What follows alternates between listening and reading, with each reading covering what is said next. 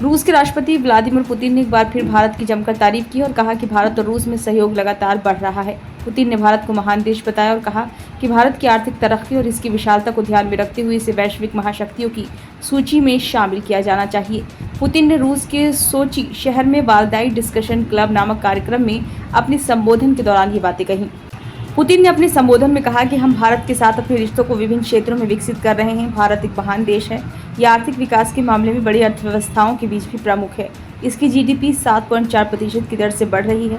रूस और भारत के बीच सहयोग हर साल बढ़ रहा है। पुतिन ने सोवियत संघ के समय से भारत के साथ रूस के रिश्तों पर बात की और दोनों देशों के रिश्तों को बेहद खास बताया। पुतिन ने कहा कि सोवियत संघ ने भारत की आज़ादी में भी भूमिका निभाई थी। पुतिन ने कहा कि भारत को वैश्विक महाशक्तियों की सूची में शामिल किया जाना चाहिए। ये 1.5 अरब लोगों का देश है और दुनिया की सबसे तेज़ी से बढ़ती अर्थव्यवस्थाओं में से एक है। इसकी संस्कृति बेहद प्राचीन है और इसमें भविष्य में विकास की अपार संभावनाएं हैं। रूसी राष्ट्रपति ने कहा कि भारत और रूस रक्षा क्षेत्र में भी सहयोग बढ़ा रहे हैं।